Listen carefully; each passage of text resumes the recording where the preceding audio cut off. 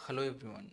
In this video, actually we are going to learn one of the most important in-game ideas, the bishop and knight checkmate. In this first part, like we are going to mainly focus on how we can try to force this king from a wrong corner to the right corner and then eventually deliver checkmate. First, to give a little bit of intro,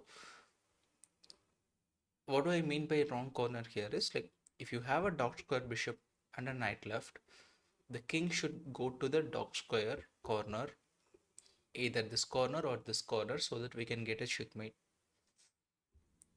Because in the light square corner, we cannot force the checkmate to happen with the bishop and knight. So that one point I want you guys to remember, the king should be going to the dog corner. So most likely, what our opponent will try to do is like keep the king either in the center or like most likely go to the light side corner where opposite to color to the bishop we are having. Imagine if we are having a light square bishop, then they will try to hang in the dog square corner, like the king will be trying to be there. So the first thing we will take a look at from this position where we almost our king is already there, where they are just like being there in the wrong corner. What we will try to do is push the king all the way to the other side.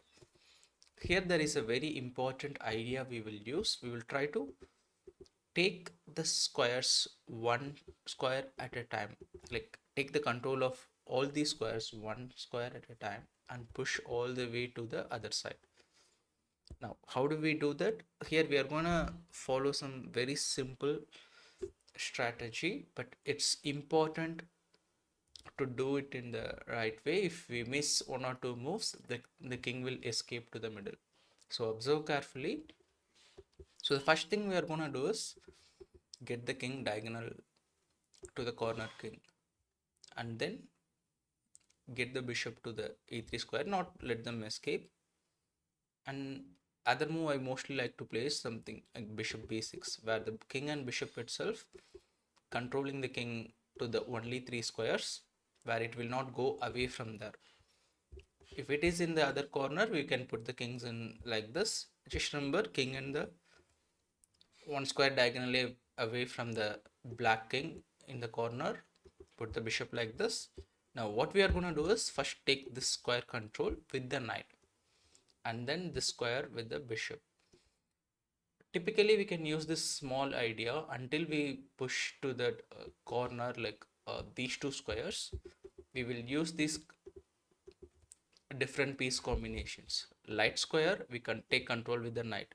Dark square we take control with the bishop, step by step at a time. So first thing what we have to do at the moment is take this square control by the knight. So we simply bring in the knight. Knight f3, knight d4, knight b5, and knight c7. We see already we got the control. No, now we are forcing the king to this direction, and now we take control of the b8 square. This is pretty much important. Now these two squares are taken care of, which forces the king to the d8 square. Now once the king is out here, we will try to do this small maneuver with the knight. The knight is going to go to only these squares eventually. Sort of this pattern is called like W pattern. Like typically we how you will try to get the knight all the way to the other side and helping in the checkmate. So now after this, the king will try to go to d8 and escape via e7. Here there are a couple of variations. Mainly the knight we can go with the knight to d5, stopping the king from going outside. Here the most easiest part for us is if the king tries to go back, we can force the king by giving another check, force it to this way, and then bring in the king to the opposition. Now the square is controlled. We taken control of the third square that is here. Now the king has to go force to the other side, Now we will just simply bring in the king to the e6.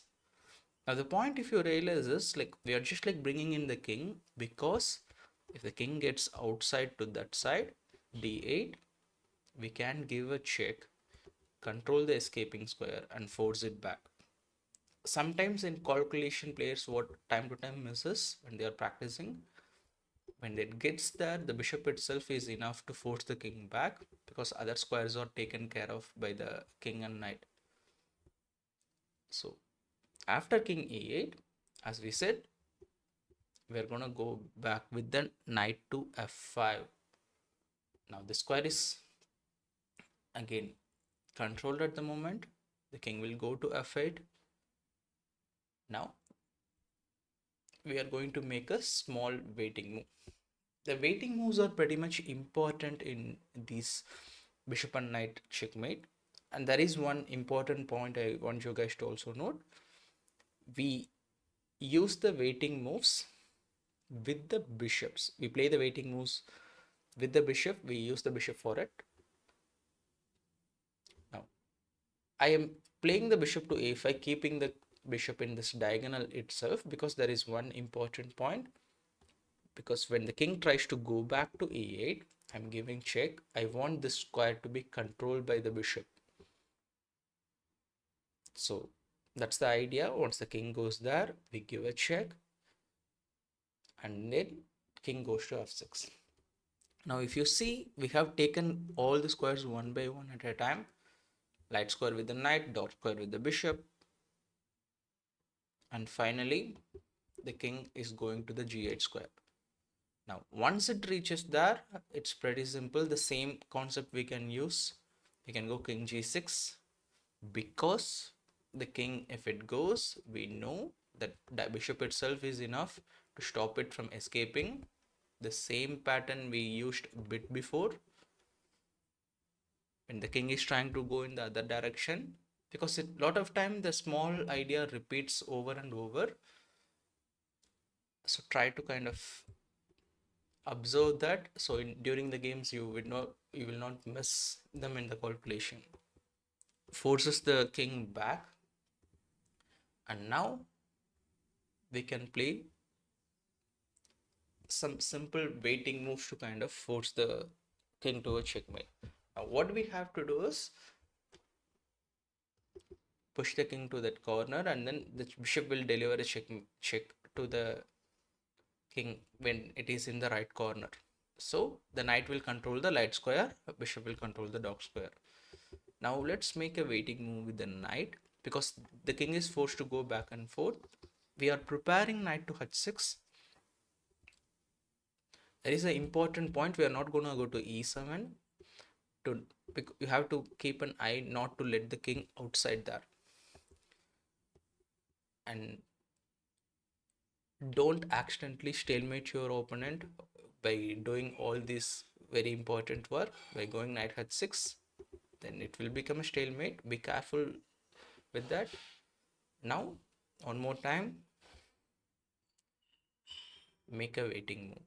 Always waiting moves with the bishop in a bishop and knight checkmate, because the bishop will have longer diagonal to go back and forth, so we can easily make waiting moves. The king g8, and now importantly knight h6. Remember, this will take control, like leave the square. Knight h6 check, king h8, we get the checkmate done. It's a pretty simple idea.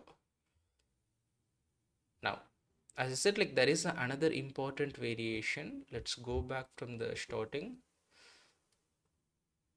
In this critical point, once we take control, if the king does not go to that c8 square and stop, like let us give this check, this becomes a little trickier one when the king tries to get outside to the light squares and then eventually escape. At the surface it may seem like the king is escaping, but we are controlling the king so that like it will not be able to escape it afterwards.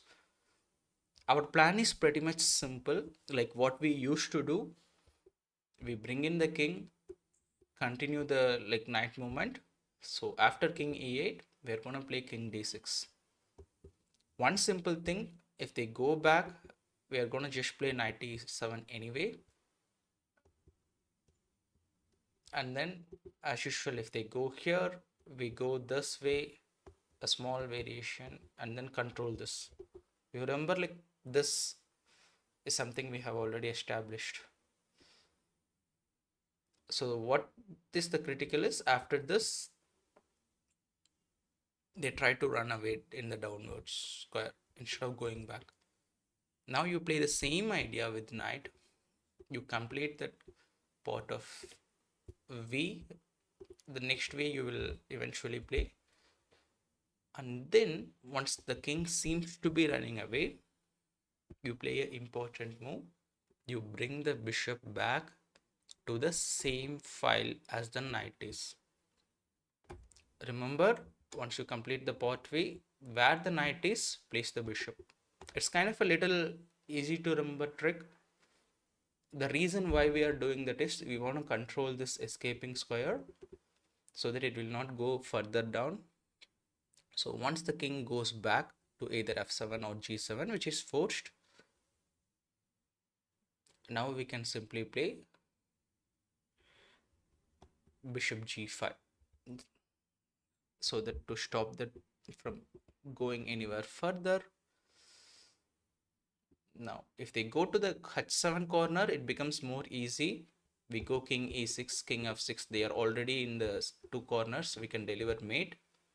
But most critical is king f8. When they're trying to go back in this direction, we use the king to go to e6. Simple. After king e8, we can simply play the move bishop f4. Or like we can play also e3 at the moment to go to here. As I said, like we are going to take control one at a time. 1, 2, 3. And now the fourth square. When they go here, we give a check, force the king inside. That could be another little faster ways at the moment, but it's more easier way to understand. You take one square at a time, one square control at a time. Use the knight on e7 to control this. King goes back to e8. Now you play knight f5 to prepare this check. Now they are forced to go here. Now just make a waiting move. Why we are using the bishop at this moment to make a waiting move is, if imagine you were to go to here, after check the king will go here. If you try to give a check, the king will escape downwards. So the king should be here itself. We make a waiting move. Once the king goes back, we will give a check to force this opposition one more time. Light square with the knight, dark squares with the bishop. We control the dark square. The king eventually tries to run away. Once it reaches to these two corners, it's pretty much very simple. You just have to make sure it doesn't run away too much anywhere. We go knight f5 to control this square.